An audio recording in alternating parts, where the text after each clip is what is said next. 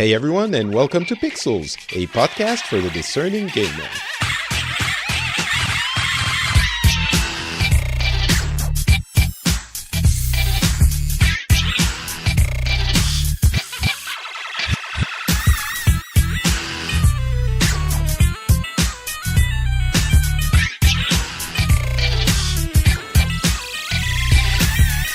Hello everyone, and welcome back to Pixels, a show where we cover the news from the gaming world from the past couple of weeks. My name is Patrick Beja, and I'm so excited that we're going to be talking about all the industry-defining announcements that we've witnessed over the past couple of weeks. Of course, I'm referencing the Randy Pitchford Magic Extravaganza show, and not at all Google Stadia or Apple Arcade. We will talk about all of those and more during the show. But first, let me welcome back to the show, actually, Oli Welsh, editor of Eurogamer. How's it going, Oli?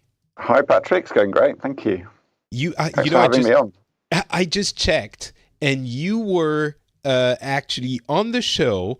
I thought it was a couple of years ago. It was in February 2015. No way. 4 years ago. The show was young. It was episode 7, and we were young as well. What did we talk about?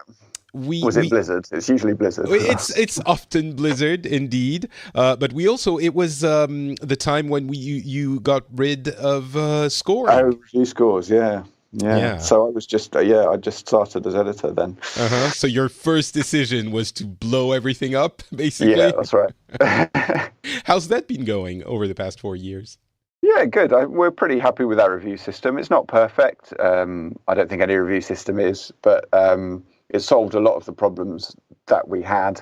And I think our readers have got used to it as well. And it's certainly like we don't have as much needless conflict, I would say, with publishers as we used to. Like, there's still some people would like to get a recommended, obviously, for their major titles, but you're not quibbling over, a 7 or an 8 or a 9 instead of 10 like you used to. So I think it's cleared a lot of that up, and I think it's helped our reviews stay relevant in what's been a pretty tricky time for video game reviews and continues to be. But it's gotten a little bit less it's less in focus in the conversations. The score is kind of, some people have them, some people don't. It's settled down a bit, which is good. I think it was an important conversation to have, but shouldn't last forever. If you want to listen to all the reasoning behind that decision, you can go check out Pixels episode 7. And I apologize, I do have to ask the question before we move on to Google Stadia. Are you keeping the name Eurogamer? Do you have to? Yes, of course we are. We are. Britain remains a country in Europe, whether it stays in the EU or not. All right. Which at this point I don't even want to speculate on what's going to happen tomorrow. So I think no one wants to. But no, Eurogamer. The reason the site has the name is because at the time it was founded in 1999. By the way, so we're going to be celebrating our 20th anniversary in September this year.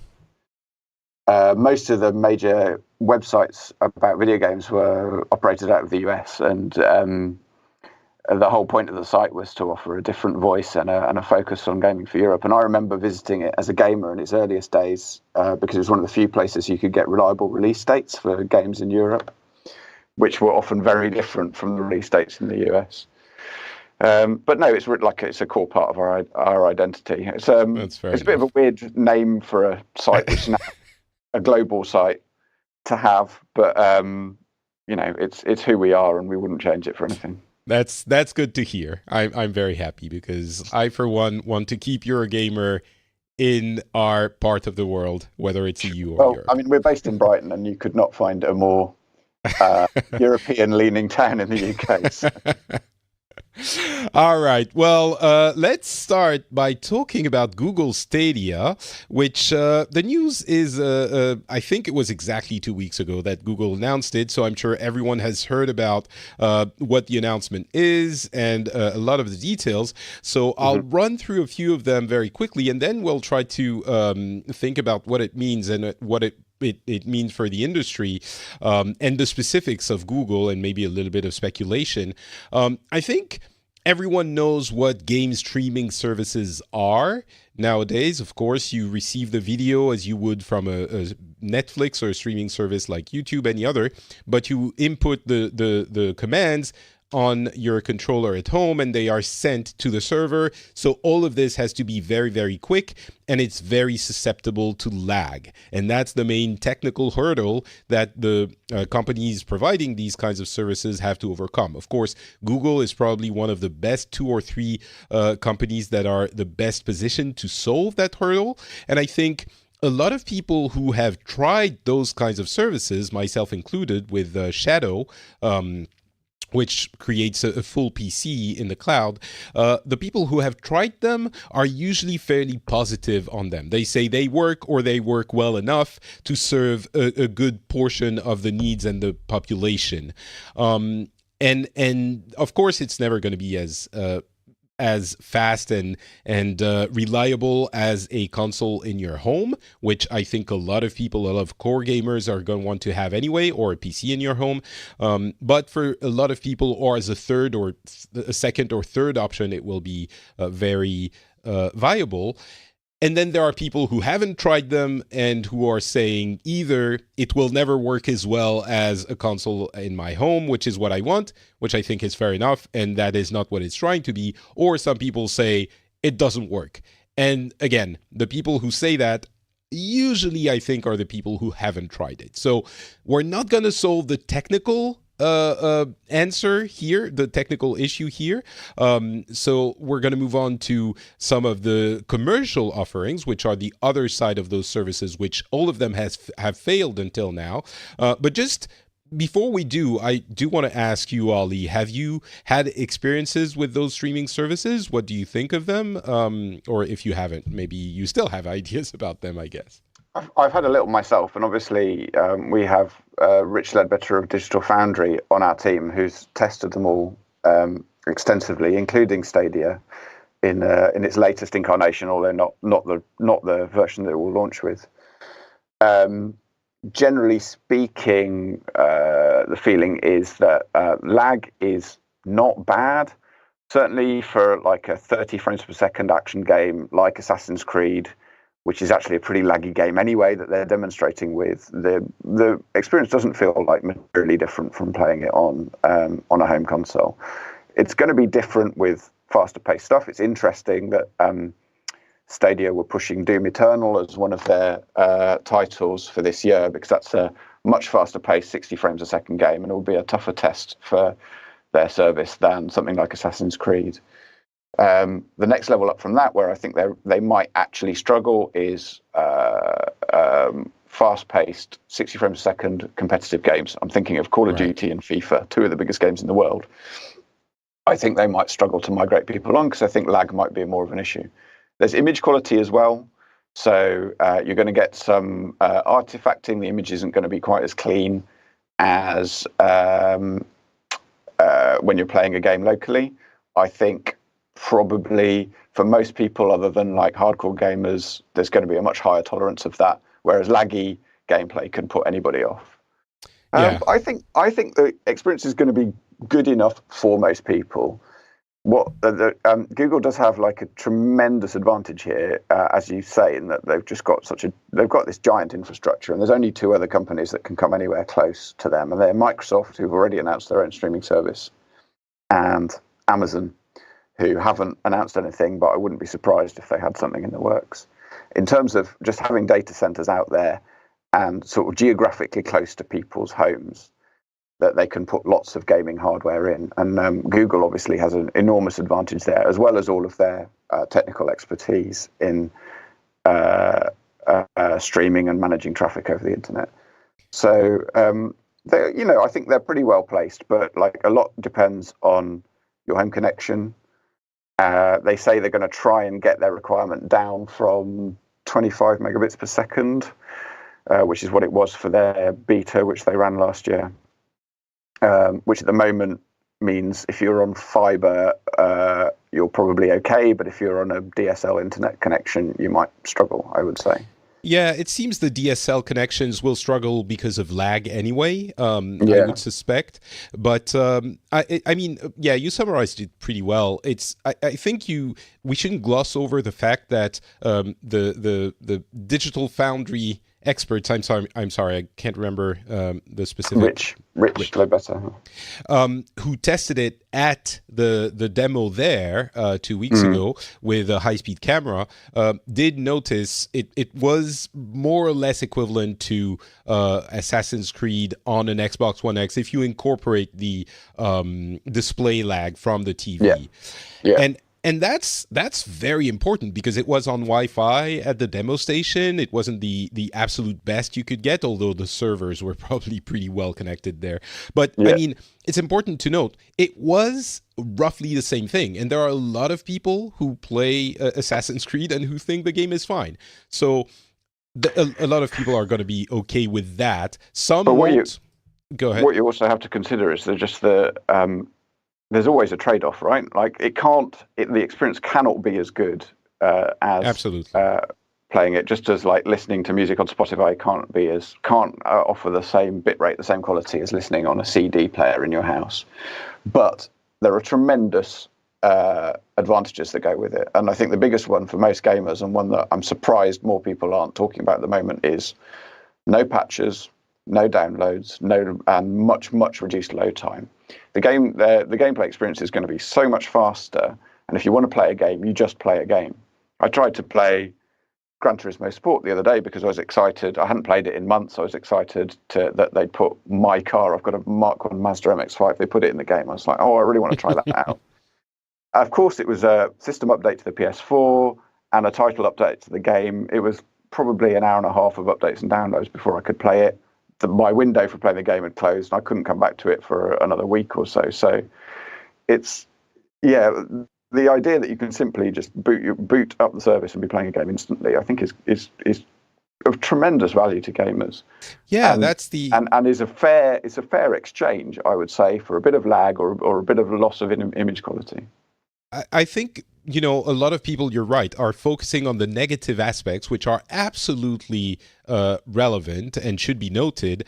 But you're right, the positive aspects, they did demo, for example, the YouTube video playing, and then you have a button on the YouTube video at the end from the person playing a game, the influencer, the YouTuber playing a game, and the button says play now. And you just press the button and you are literally playing 5 seconds later.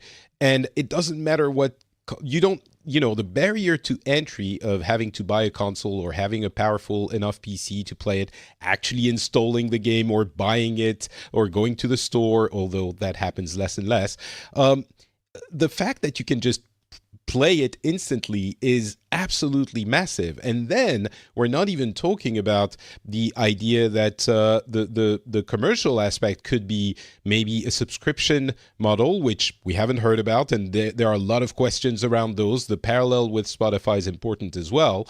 But there could be, for example, what does Google do? They do free services via advertising. So maybe there could be a free tier. And certainly there will be free trials for some of the games at least. There'll be trials, yeah. Yeah. And I think those could be useful even for people who don't intend to use the service to play the games. Like if you want to try a game before buying it for your PS4 or your PC or whatever, then that could be great. Free-to-play games will be huge there because they're all about low barrier to entry, and if you take the download out of that equation, it just makes it even more immediate.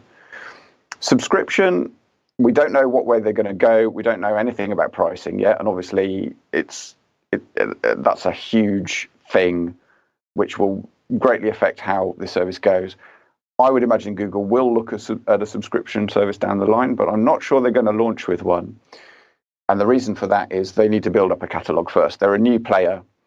And if you look at the other people launching subscription services at the moment, Microsoft and Apple, they're people who've been in games for a long time and have built up a lot of relationships and a vast range of software that they can cherry pick from to build their subscription catalogs. I think it's going to be harder for Google to try and muscle in there. So my guess, and it's just a guess at the moment, is they're going to launch with a fairly standard buy the game, play the game store. That would make sense. More along the lines of Steam. Yeah, that makes sense. I thought the subscription would be the way to go, but as you noted, developers do need to adapt their games to the platform. It is actually a platform. The way I said it in other shows was, it's kind of a console, just like any other console, but you don't have a console. You don't have a physical console, but you still have to port your games to that platform. So it might take a little bit of work. I'm sure they're working overtime. And they do have, of course, people working on games that will be exclusive to the service with Jade Raymond. And of course, we know Phil Harrison is working there. But it will take time to develop those. And they need to be this is one area where I think they are a little bit behind. The technology sounds amazing, but it feels like their new studio that they're setting up to develop exclusive stuff is quite new. They've only just hired Jade Raymond. So I would imagine the kind of exclusive games that will define their service are some years off. Yeah. And we all know from covering games for many years that exclusive games really make a huge difference to a platform. Even a service like Steam, which we don't really associate with exclusives, and we may well talk about this with respect to the Epic Game Store later, but the reason Steam is where it is that it launched with Half-Life 2, and that was the only way you could play it on PC. So, it is that is really important to them, and I think they're going to be trying to sign up some developers here and there for exclusives, but without the kind of relationships that people like Sony and Microsoft and Epic have in the business, it's going to be tough for them to catch up. And it's a shame as well. And the back catalog. I mean, whenever Microsoft launches with their own service, they already have a ton of games you want to play that will be there from the get-go. And they already have a subscription offering which will fit perfectly with their streaming offering, and has a pretty nice catalog of games on it already. So they've got a lot of work to do. And I think it's a bit of a shame that they're not further ahead there, just because technologically the platform is very exciting and it has some unique advantages over others because it is streaming only, because there is no under your TV box equivalent, which Xbox will have, obviously. That means they can do things that other platforms simply can't, and people developing for other platforms can't. But we're not going to see those until the first major wave of exclusive games comes along, and I think that's probably a few years down the line. Yeah, they did do some crazy things with getting people to jump in from an audience if you're a YouTuber, or streaming from a party. If you're 4 people playing together or more, you could see what the others are seeing. It's unclear how that will be used in actual games for gameplay, but it is a unique advantage. There are a lot of other things we could discuss on the advantage side. I do, before we move on, want to talk for just a second about the concerns. There are 2, I think. First, if there is a subscription service, which is kind of a question mark at the moment, a lot of people are doing the parallel with Spotify and saying, well, how do people get paid if there is a fixed lump sum and then it's divided across hundreds of developers potentially? I think there is that concern, but also Spotify has shown that it does bring in a ton of money when it scales, and that's, I think, Google's intent.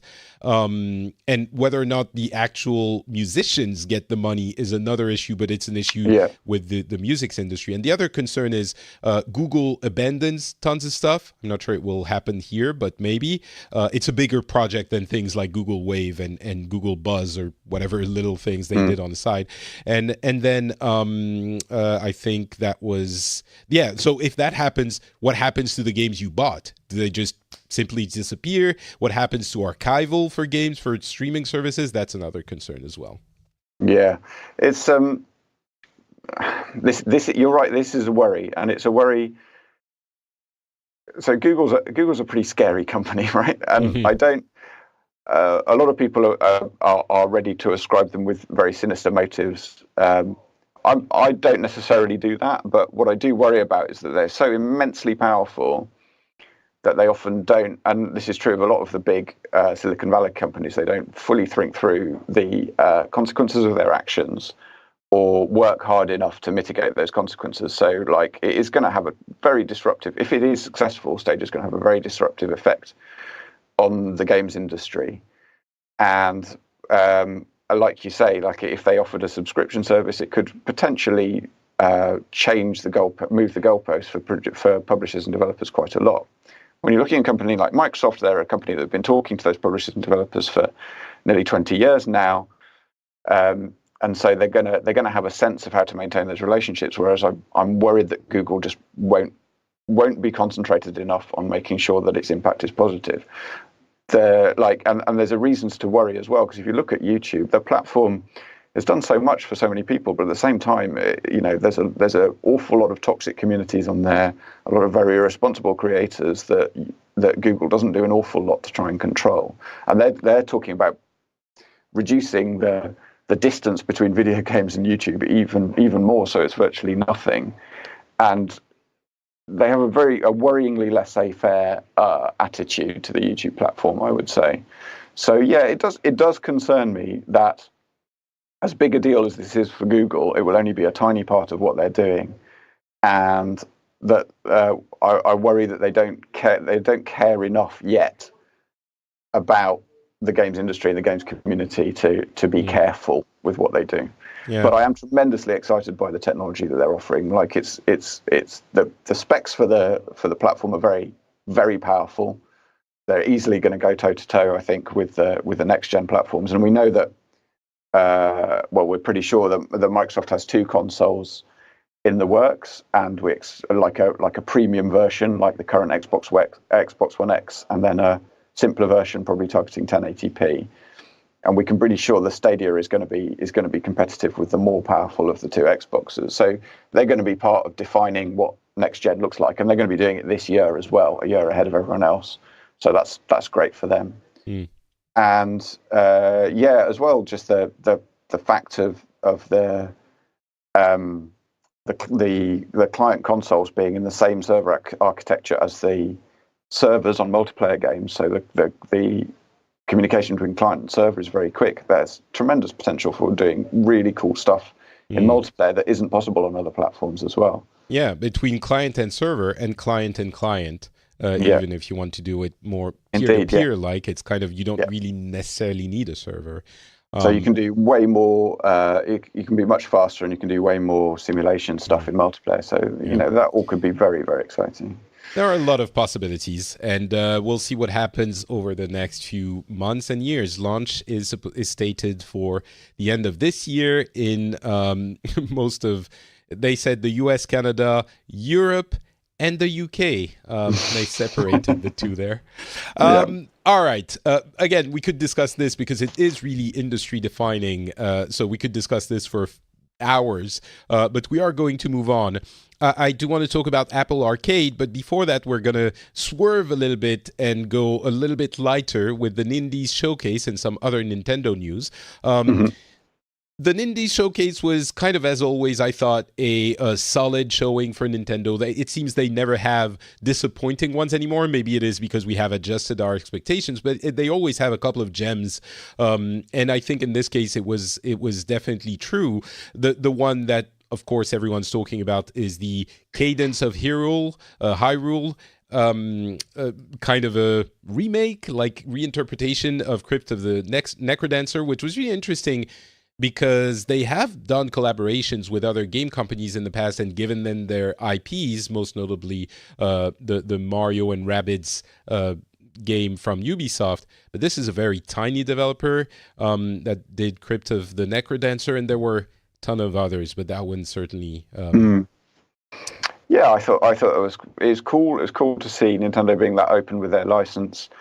But I think what you see here is, as so often with Nintendo, is the advantage of a company that is just so completely plugged into games. And when you saw the announcement, you knew that it had happened just because somebody at Nintendo, possibly somebody on the Zelda team, played Crypt of the Necrodancer and loved it and thought, wouldn't this be cool? and it is that simple. And I guess just to circle back to our earlier conversation, that's something that I worry about Google not having is right. that sort of deeply embedded relationship with the community and with the industry and with other developers, where stuff comes about just because everybody involved loves games. I could absolutely see the people at Google making the decision to invest those millions of dollars and man hours into Stadia because they were like, okay, look at the metrics. Games are super popular on YouTube, and we have the technology. Let's do it. It's a very different approach. Maybe it's not like that, but yeah. Yeah. So no, I thought it looked really cool, and obviously they've had a lot of input from Nintendo because the art in the game looked terrific. Yeah. Hopefully they're doing all right with the infamous Nintendo approvals process, which I understand is pretty tough. The developer of Mario and Rabbids has lots of stories about how difficult it is to make sure you get Mario's, I think it's his eyebrows or something. There's one aspect of Mario that they're extremely picky about making sure it's just right in the artwork. But yeah, I thought that looked cool. Overall, you're right, it's a solid showing. There was plenty there. I think Nintendo is very smart in the way that it does its little directs and its showcase broadcasts, because they do them not according to any kind of set schedule. I think they do them when they've amassed enough that it's worth talking about. Right. And there's always plenty in each direct these days. I think you're right. There was a few that were pretty slim. Whereas, Inside Xbox happens every month, whether they've got anything to talk about other than a new controller or not, and it can be a little bit thin sometimes. And sometimes I would say it's usually the latter, but maybe I'm being a bit. So there was that, and again, there were many fun and interesting games. I would encourage you to go check it out. I noted the Red Lantern, which was weird, and I mean it's very much in tune with the indie community. Katana Zero looks amazing. It's coming in just a couple of weeks.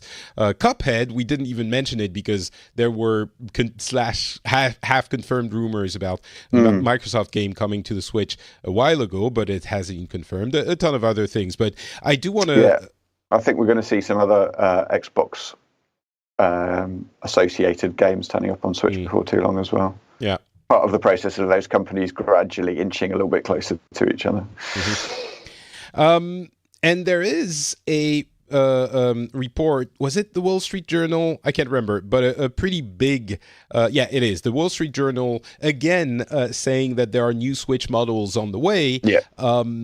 Two of them, in fact, one geared at more pro users or more serious gamers, and one geared at basically a cheaper option. There's a lot of speculation on one might not be dockable but still connectable to the TV, and one won't be as powerful, of course, as a Xbox One X or PS4 Pro, but it would be more powerful, maybe to have sustainable high FPS on old games, stuff like that. Yeah, so we've backed this one up with our sources, and it's definitely true. We're sure that these two models are coming. There will be this year, as you say. This year there'll be a cheaper, less powerful and model, probably more robust, aimed at the sort of kids market in a similar way to the 2DS revision of the 3DS was initially. Because the Switch, let's face it, is a wonderful machine, but it's a little bit delicate. It's probably not the best thing to, give to your 6-year-old to play with. So like a possibly portable only,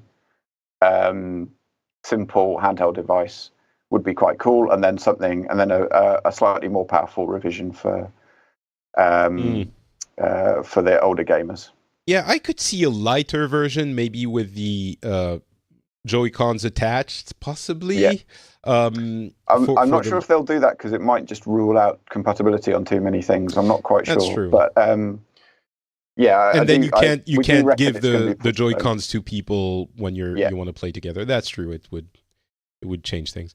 The bigger one could have a larger screen. Might be something that more core gamers would appreciate.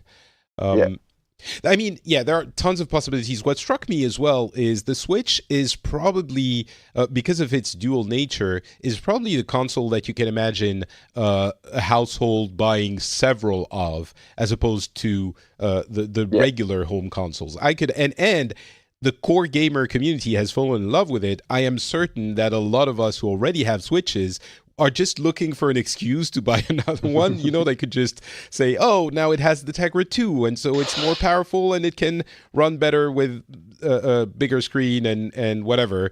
And we would just buy it just because. I think it's... Yeah, no, I know the catch on my left Joy-Con has gone, so I can slide it out without pressing the catch button, and that's almost enough to convince me that I need to buy another one. So, yeah, we'll see. But yeah, so it all sounds good, to be honest, and it all sounds very much what you would expect from Nintendo. If you watch the way they've marketed, particularly their handheld consoles in the past, this is all according to strategy. Yeah. And yeah, it looks like the sales of Switch has been selling incredibly well, but it's possible that sales have peaked now and are going to start to slow down. So this is going to be a way for them to make sure they keep those boxes flying off the shelves with some nice new hardware revisions.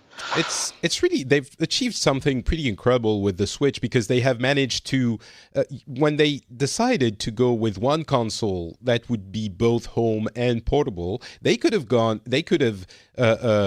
achieved kind of the least of all experiences, like a common denominator would have been, which would have been kind of subtractive.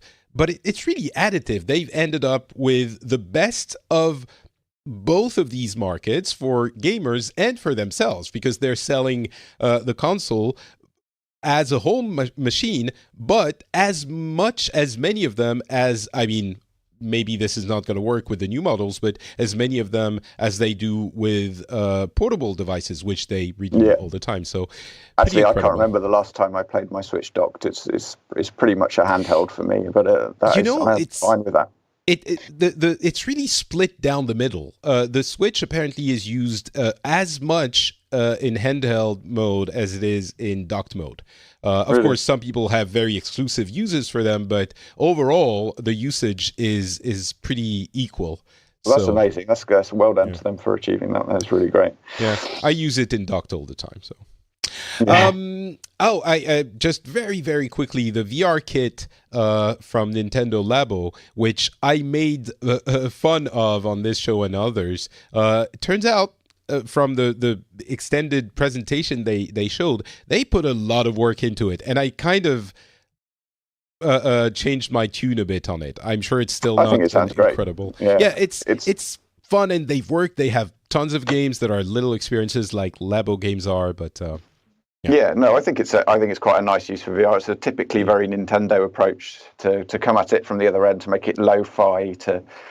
It's more like Google Cardboard than than Vive, to come at it from the sort of bottom of the market and see what they can do with simple materials and simple little game concepts. And it's nice because VR has always had something kind of toy-like about it for me. Like, I think it's fun to sort of be in the world and play with stuff.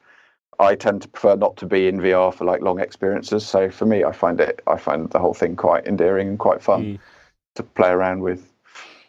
All right, let's talk about the PlayStation State of Play, which honestly any other week would have been the headline in my show. It's basically Sony confirming something we suspected. They are going to be doing, at least for some of their announcements, Nintendo Direct type videos. It's not a huge surprise, but it's still a significant development. That video, of course, it was a trial run, and I'm sure they didn't want to have a huge announcement on it, so they kind of paced it out slowly. A lot of people were kind of not very impressed. I think it was supposed to be a big splash, but it was a lot of news for VR mainly. I thought it was heavily criticized by the community. I thought it was solid. No Man's Sky getting a VR support, a Marvel Iron Man VR game, a bunch of other games with not all of them were VR, but some of them. And they also announced shortly after that they've sold 4 million PlayStation VR. And completely side thing, but Valve is teasing their own new VR headset, the Valve Index, which will release in May. In May of this year, so it's coming fairly soon. But I thought, as important as it is for Sony and for the industry that they are also going the Nintendo Direct route, I thought it was decent. It was okay. It was fine. Yeah, they did okay. I think they've said they're going to do it monthly, which as I just said about Nintendo, I think that's a mistake. I think you do these things as and when you've got the stuff to talk about. I think that's definitely not a good idea.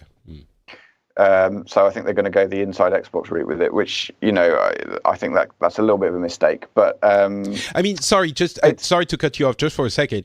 I think a lot of the lack of appeal of the inside Xbox, maybe it's because it's very American, but having people on stage hyping everyone up and going like, "Yeah, we're gamers, it's awesome," I think is a turnoff for me and for many other people. The PlayStation Direct doesn't borrow that. It's in the Nintendo Direct style, which is, trailers, narration, that's it. All told, though, I think these are good. I think it's great for these companies to be talking directly to their communities. I don't mind it as a journalist. It used to be that all this stuff had to go through us. So maybe it makes us a little bit special, but less special. But anything that creates excitement is a good thing. And I like when one of these directs launches and we're online at the same time as our audience, all checking it out and posting the stories. I think it's good fun, and it's good to keep that sort of flow of information going. Yeah. And we don't need to focus everything on these huge events like E3 throughout the year. It's good to keep news flowing. So yeah, all told, I think there is a good thing for all of the companies to be doing these. So I'm sure they're going to have one around E3. It's likely. I still think E3 is very relevant, and they will be back next year if they have to announce their PS5 at E3. It's that duality between talking to the core gamer press and public and talking to a wider audience. I think if you want to talk to a wider audience, you do need to have a press conference of some kind, and you can't just have a small... Well, Sony don't. This is the other reason they're doing this, is they don't really have much big to talk about at the moment. At the moment, right. I'm saying when they announce the PlayStation 5, whenever that is, they'll be at E3 or... They've announced they've announced so many major first-party titles. They're still working through them, and some of them still some way off. Games like Death Stranding, The Last of Us 2. They just don't. I think they're not going to E3 this year simply because it's very expensive and they don't have anything to say. But that doesn't mean they don't have little announcements to make, and so having a venue for them like this is good for them. Hey, do you think they're going to have one of those games coming out this autumn? It has to. They have to have a big game, right? I don't. I don't think any of them are going to make it. I've seen rumours that Last of Us 2 is going to make it, but I would be shocked if it did. So no, I mean there'll maybe a final release for Dreams, I guess, which is going into a sort of early access release really soon, isn't it? Yeah. But I don't consider that one of the big, the big top sellers. Death Stranding, not a hope. The only one that might make it, I think, is Last of Us Part 2, but even that, I would be surprised. Yeah. So the three that remain are Death Stranding, Last of Us Part 2, and Ghost of Tsushima. And, yes. Yeah. We'll see. All right. Apple Arcade is a really interesting one. It's essentially a game subscription service for which you have to download the games on the iOS platform. I say iOS, but it's not exactly true. The games will work on Macs, Apple TVs, iPads, and iPhones. So it is multi-platform, multi-format. And the games will be paid games only. Of course, it makes sense. If you have a subscription, you don't want to subscribe to free games. That doesn't really work. And it's going to launch this fall. It was part of this larger services announcement that Apple did. But specifically for games, I am personally quite positive on it. I feel it it can be a way of helping developers monetize paid games, because as we know, free-to-play games are the majority of the activity on the Apple platforms, on the App Store. This, I think, can help through various means. Apple is participating in development of some of the games, and then the way they are going to pay the developers isn't absolutely determined yet. It might be depending on the time that players spend in their games, which will impact development or game design a bit. But what do you think about that initiative? Yeah, I mean, like you say, a lot depends, and like we were saying about Google earlier, a lot depends on how well they manage that relationship with developers and that they manage to support them. I find the idea that they might pay by time played is kind of worrying, just because. How else would you do it, though? Well, it's going to encourage certain kinds of game design over others, and like if you made a game like Florence, say, which is a beautiful experience, but only takes an hour to play through, but takes quite a lot of development time, then you'll be severely limited in terms of what you can make from it. So you'll be severely limited in terms of your budget. So I think it's kind of worrying, and you also start to see people pushing certain kinds of game design to game design loops to keep players locked in for longer, so they get more money. So I don't know the best way to work it out, but I think some sort of licensing fee based on an agreement between Apple and developer what they see as the value of the game, because I think it would be in Apple's, but it would be to Apple's benefit to have a broad range of titles available on its service, and to not have just games that will have long gameplay loops that will keep you. Of course, I mean, go ahead. So in that sense, I'm a little bit worried. I'm slightly puzzled by it, just because whilst game subscription services are definitely going to be a thing, and I think they could also work really well, and you're going to see a lot of healthy investment coming from companies like Apple and Microsoft as they try to compete with their software libraries on these services. I think doing it on mobile devices is quite an odd choice, just because that market is so resistant to paying anything. Well, that's the thing. That's the thing. If they have, because the thing we didn't mention, some of the games they have included in the services that have already been announced are quite compelling. And I could absolutely see people like us, if the subscription is, $5 a month, we would subscribe to it and just let it run for a year or two until we remember to cancel it, and just have some of the games. And that is a way to get us core gamers to actually go in and pay for paid games. That's a good point. Sure. It changes the business model, but games have always been influenced by the business model of the time. I'm fond of reminding people how things were back in the arcade days. The games were designed to kill you every 2 minutes for you to put a quarter back in. So I agree it could have a negative impact on some of those game design choices. And hopefully Apple will include maybe a base amount that people will get, developers will get when their game is on the service. And it's in the interest of Apple to not only have games that are long, designed to make you play longer. So maybe it will happen, or at least they will ask some of the games to be there specifically for that reason. But I understand the concerns, and I think, again, like we were talking about in Stadia's case, they are valid. But I also think there are some, the fact that we gamers, like core gamers, not gamers who enjoy free-to-play games, of which there are many, but console and PC gamers, on average, I think we're not buying more than 1 or 2 games a year on mobile. That would be a way to get money from us. Yeah, no, that is a fair point.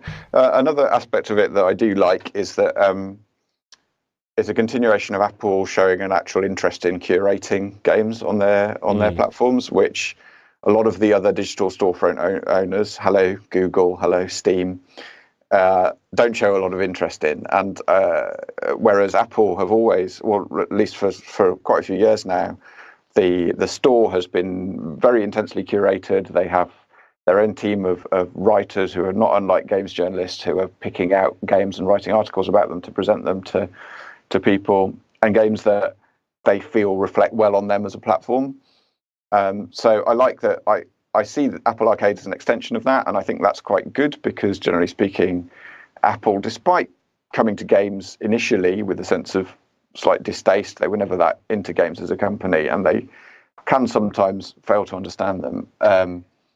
I think they've learned a lot over the years, and they now have a good understanding of what makes a good mobile game, and I think it's a good extension of them sort of curating their store and their service for people, and I'm glad they're willing to do that rather than leave it as a massive free for all and just let whatever floats to the top. So right, that's certainly a positive. And I think the partnerships they've showcased show that there is at least someone at Apple that understands who you want to be talking to if you want to have actual quality games. And that aspect also tells me, I have a young son now. He's a bit over 1 year old. He's not quite ready to start playing these games yet, but in a few years, I think I would be much more comfortable giving him an iPhone or an iPod with that subscription service and nothing else on it, and be secure in the fact that he won't find some weird things or some things that I don't want him to start playing. So that's a factor as well. Yeah. Let's hope it brings more money to developers of paid games on the Apple platform. I think that's the design, and we'll see if it happens. Yeah. All right. There are a ton of small tidbits about different games. I'm going to run through them. Actually, you know what? I do have to stop and talk about the Borderlands 3 presentation.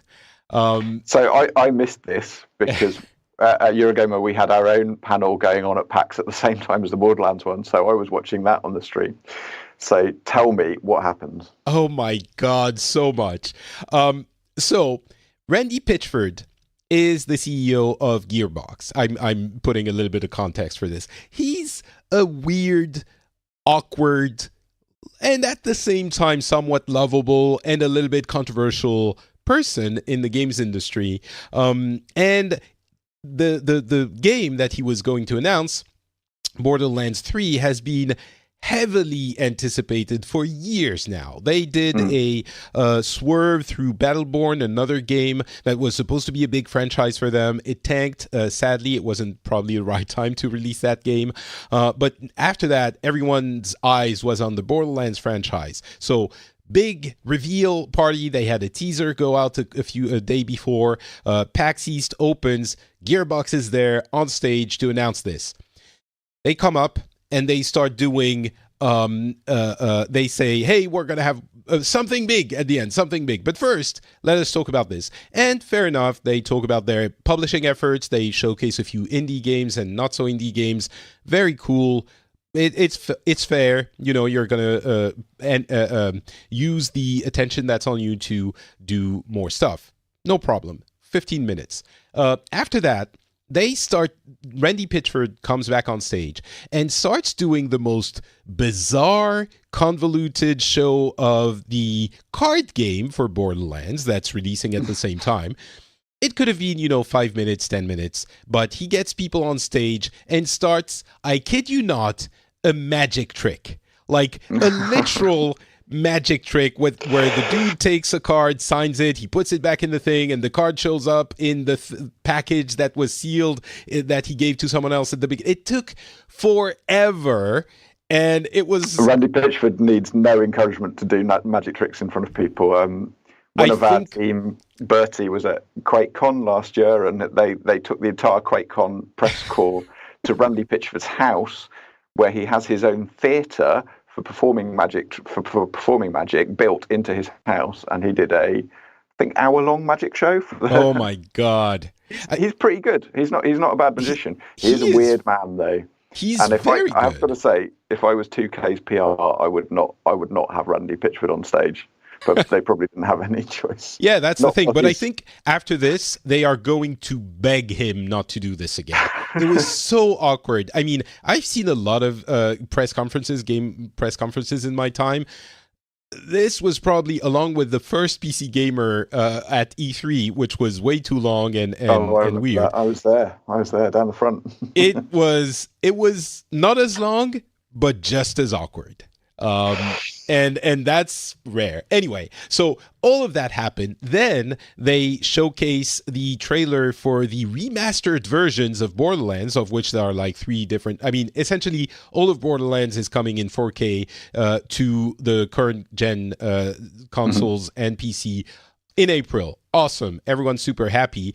But the video is not showing well. It's choppy. It's weird. And they're like, oh my God, okay, that's not working. All right, let's and they show the one for Borderlands 3. It's choppy as well. And Pitchford is on stage going like, oh, okay, I think they tell me they fixed it. So do you want to see it again? And of course, yes, everyone's happy. Show it again. It's choppy again. It was terrible. It was horrible. And he was taking it like a champ until the point that he started crapping on the PAX staff. He was like, oh, we should have brought our own equipment. Shouldn't. And then he was... it was so crazy. Anyway, all right. I don't want to spend too much time on this, but watching it and reading Twitter at the same time was kind of... I started with, hey, am I the only one thinking this is taking a little bit too long and it's a bit weird? And by the end of it, everyone was... All right. Anyway, Borderlands 3 was announced. I'm of two minds about it because Borderlands is a great series, great game, but the third one has taken so long to come that we don't have a release date, by the way. Probably by the time you listen to this, I think on the 3rd of April, they're giving more details, but I would guess this fall. But it's taken so long to arrive. It felt like more Borderlands, which is great, and I'm sure Borderlands fans are happy, but it's still... I mean, I was hoping for a little bit more, a little bit different. I mean, their big thing was like, we have 1 billion guns now. There are several different environments. There's like a city. There's a bunch of stuff. I'm happy with more Borderlands. But at the same time, I was kind of hoping for... Yeah, I go both ways on this. You do hope for more, particularly for like what's going to be one of not that many massive releases towards the end of this year. Yeah. But at the same time, you know, if they'd gone full Destiny or gone full Anthem, would that have been a good thing? You know, I think they Borderlands was kind of the first loot shooter, and then the genre turned into something quite different after Bungie got its hands on it, and it turned into something that was much more like an MMO, whereas Borderlands is like, I don't know, I guess like an early Diablo game turned into an FPS. It's like, you can play it solo or with a couple of friends, and you run around and you get tons of loot, and it's all quite random and quite fun.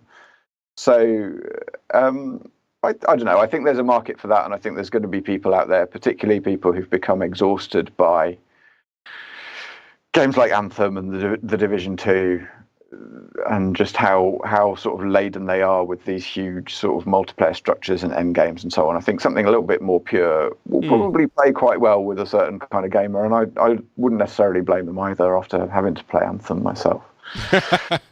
Yeah, I'm back in Destiny 2 pretty hardcore, so I'm fed on that end. I don't want Borderlands 3 to be that, but I don't know. I think it's unfair of me to say I want Borderlands but different, because Borderlands, it's like any other franchise. You want the next one to be kind of more of what you loved, but at the same time, you there's want a bit of excitement. Yeah, you don't want to go, oh, yeah, for that then.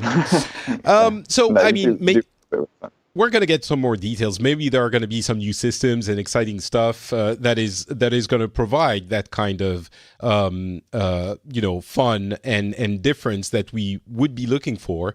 All I'm saying is, you had an hour of presentation. Maybe you could have spent 15 minutes, or maybe just reduce the magic trick to 5 minutes and talk about Borderlands 3 for 10 extra minutes, showing us a little bit more about it. But anyway, all right. a bunch of other games. I'm going to run through them quickly. Persona 5 has a teaser for a new version, the Royale, with a new character. The developers of Divinity Original Sin are developing a co-op tactic game. That is, of course, something that a lot of people are going to be very excited about. It's Larian Studios, I think. Her story is getting kind of not a sequel, but the follow-up. It's what's the name? I forgot. Let me click the link quickly. I can't remember. The NSA, Telling Lies, right, Telling Lies. So that is anticipated by many people as well. There's a new Lord of the Rings game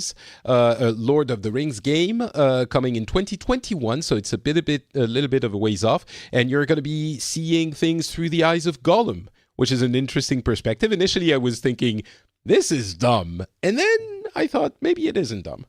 Wolfenstein Youngblood is launching in July, and it's the co-op Wolfenstein expansion, which could be interesting. But the most interesting thing is probably, there's a Call of Duty mobile game coming to iOS and Android.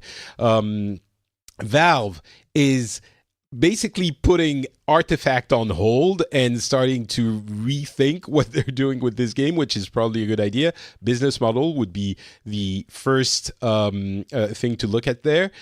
Sea of Thieves is getting a big expansion, and the most important one, No Man's Sky, is getting a new update called Beyond, which has a ton of stuff. It's coming this summer. It's specifically more potent multiplayer functionality. It's a number of steps in the Beyond update. It's really interesting because Hello Games, it's Hello Games, right? No Man's Sky. Yeah. They could have, of course, the launch of No Man's Sky was very much disappointing. We all remember that. And they worked on it very hard for 2 or 3 years. And the release from last year was massive. And I think got them back into gamers. At least people were looking at it and thinking, all right, you did good on your promise. Yes, it took some time. Yes, you were overwhelmed. But now we're kind of satisfied with what the game has become.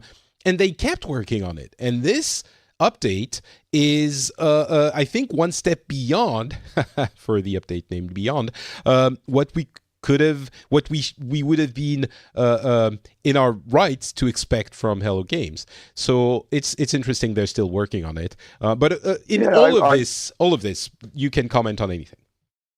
Well, the No Man's Sky thing is, to begin with, the thing about the game was it launched, yes, it was very heavily criticised, but it also sold incredibly well. Right. And they'd made it with quite a small team, and Hello Games became instantly a very wealthy developer. So the most important thing is they could afford to do it. And I think they felt kind of honor bound too as well to get the game to where they had pitched it originally.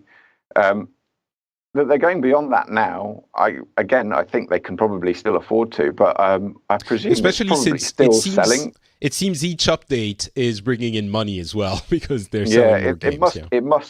They must be selling copies off the back of these updates because there's a level of development going into that game still after 2 years that is quite amazing. So they must still be selling copies, and fair play. That's how you make a video game in the current day and age. You don't stop when it ships. You keep going. You keep updating it, and you keep getting new players. I reviewed No Man's Sky when it came out, and I liked it then, as bare bones as it was. I thought it was a very unique and different kind of gaming experience. So I'm really glad they're sticking with it, and that people are still playing it as well. Yeah. I don't think they would be doing it if it wasn't being played. So it must mean there's a lot of people still playing that game and enjoying it. Yeah, certainly. I think some of the developers might be done with it now. Maybe. Think, you know what? Let's move on to something else. But it's to their credit that they're seeing it through. Persona 5, the Royal Switch version, please. That's all I've got to say about that one.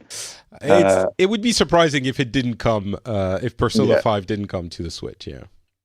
I think Telling Lies sounds fantastic.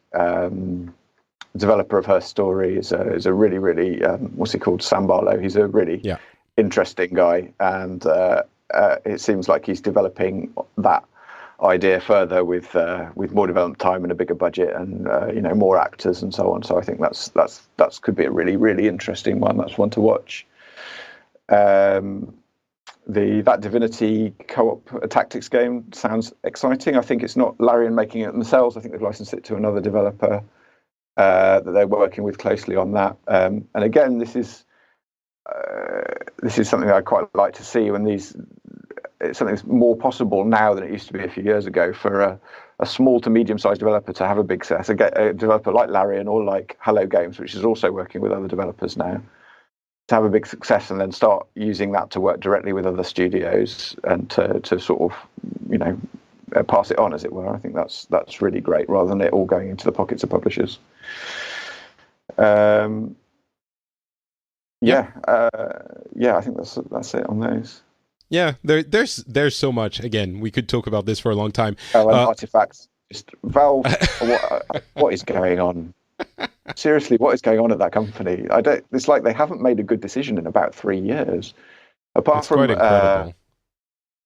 acquiring the what do they call the Firewatch studio to make their new game? Camposanto. Yeah.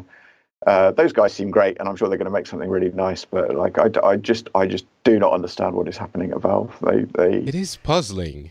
It was a year ago they said we're working on games again, which of course a game takes longer than a year to develop. But yeah, I really don't know. Like the VR thing, I got what they were doing. I thought, it's a shame. I guess it hasn't really turned into anything, but it was a new technology that people were genuinely really excited about, that developer. So cool, they got really involved. They helped develop the Vive platform, and they've helped out loads of smaller developers working on VR games and stuff. So that was great. But like, Artifact is what you were saying about Google earlier about them having decided to launch Stadia because they saw it in the spreadsheets. It's like Artifact was a game born purely of like trend watching and algorithms, and it was just like, oh, we've got this property that fits Dota, and we see that Hearthstone is big, and we can acquire this famous developer to work on it, and here's the business model we're going to use.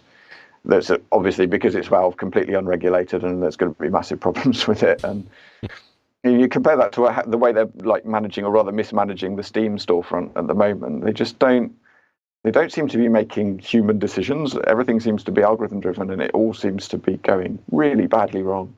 So yeah, I hope they can find themselves again quite soon. I think they need to ship a video game. I think that would help. Well, Artifact, that was it. Well, yeah, that was one. Yeah, and it was dreadful. So yeah, well.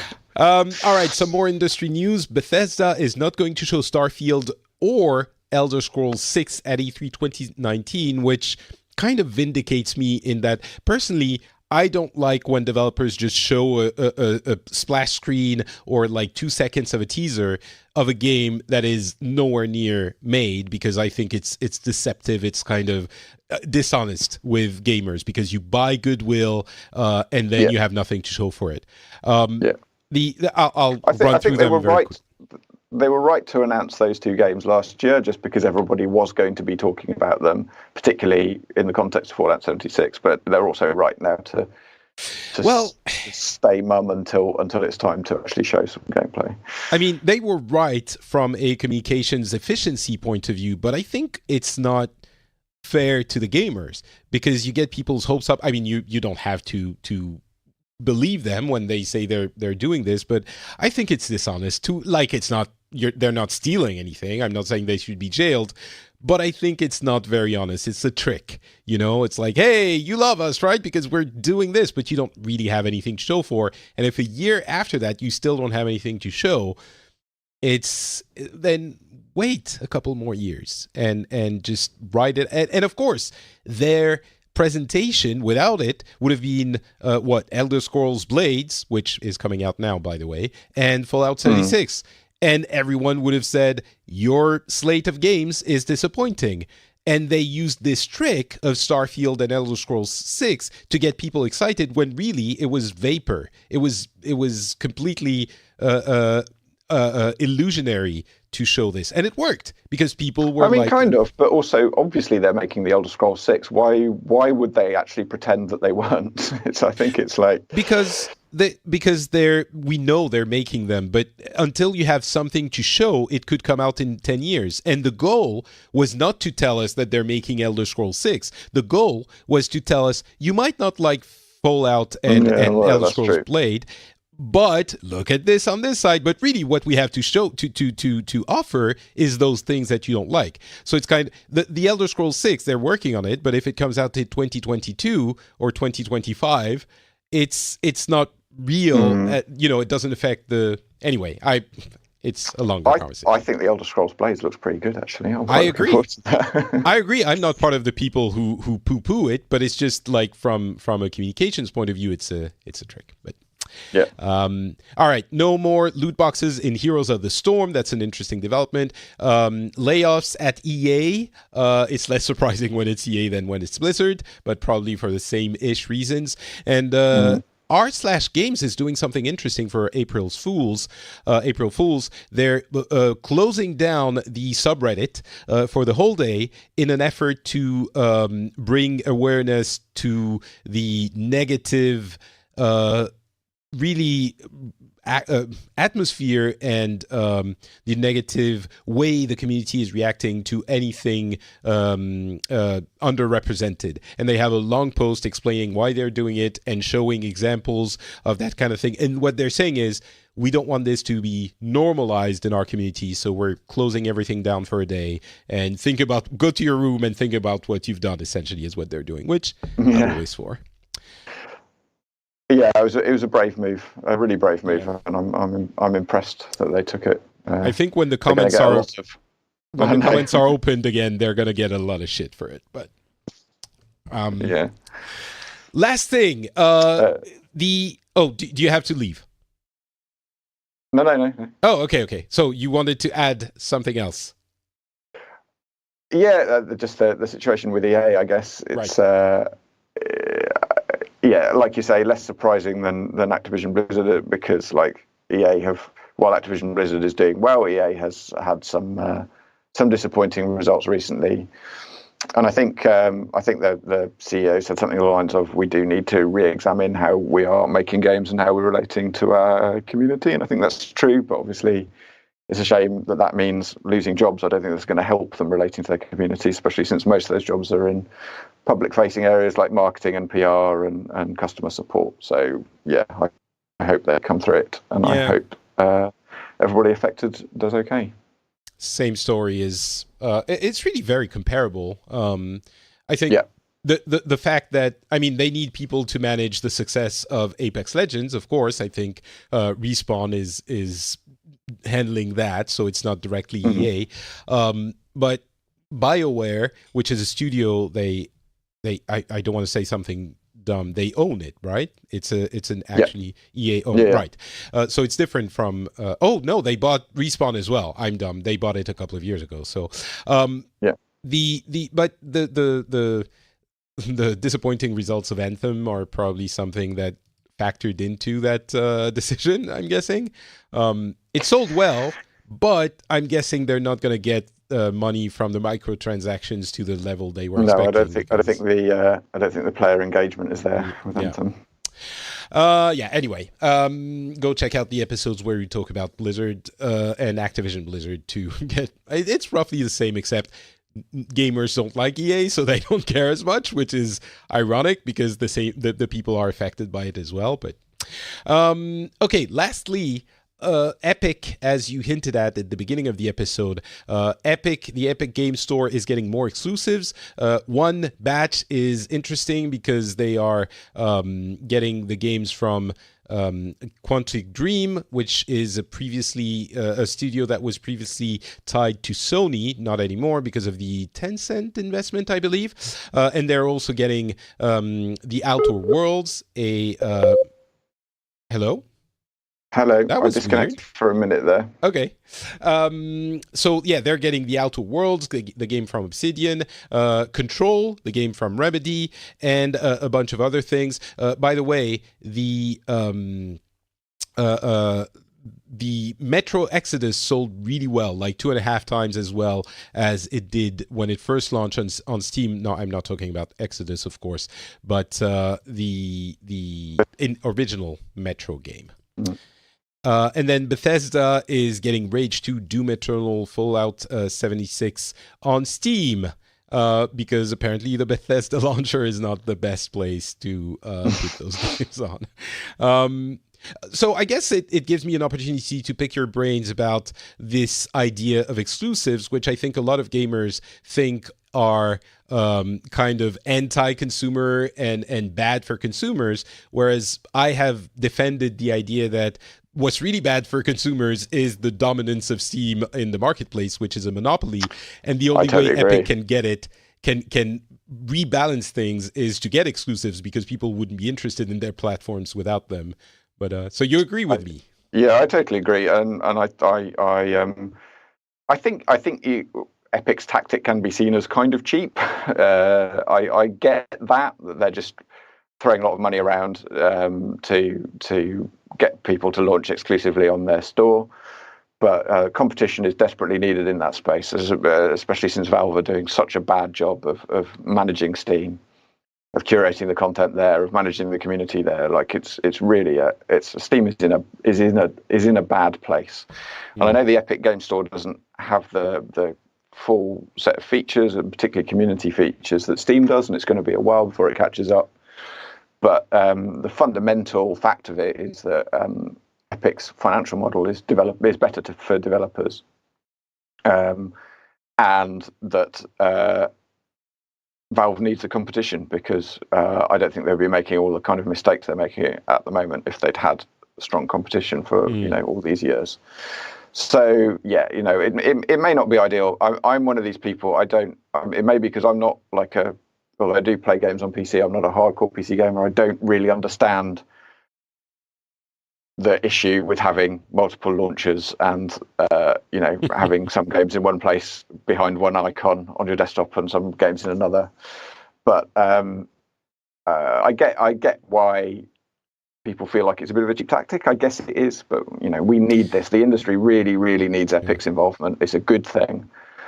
It's going to be good for developers. They're all going to get, they get a better cut. And it's going to be a good thing for Valve to get a shot to the system as well. So I'm behind it.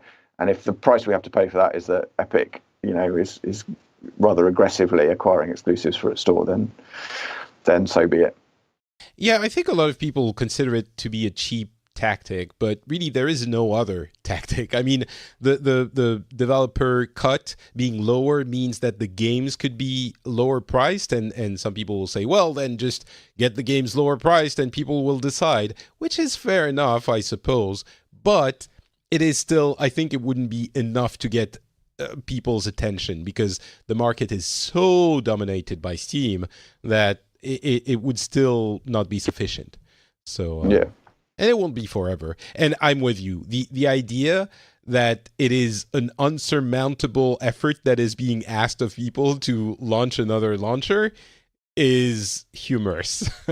I know. Try being a console gamer, guys. The pain that we've had over the last 4 decades. Listen, it will all be fixed when Stadia and xCloud and the PlayStation Now is fixed, and all we have to do is just click on a button and the games will launch in our browser. It will be so much easier. All right, I think that is going to be it. We had so much stuff to cover. I hope we did justice to the most important ones. Thank you so much, Oli, for being on the show again. Please don't wait another 4 years to come back. Anytime. What would you tell people listening to do if they wanted more viewing of Eurogamer? Oh, just please come to Eurogamer.net. Follow us on Twitter at Eurogamer, on Facebook, and check out our YouTube channel as well. We're Eurogamer on YouTube. Excellent. Thank you very much. For me, it's Not Patrick on Twitter, Facebook, and Instagram. Not Patrick, one word. And of course, you can find this show at FrenchSpin.com. If you want to comment on some of the things we said, feel free to do so. And we will talk to you again in a couple of weeks with more gaming news. Talk to you then. Bye.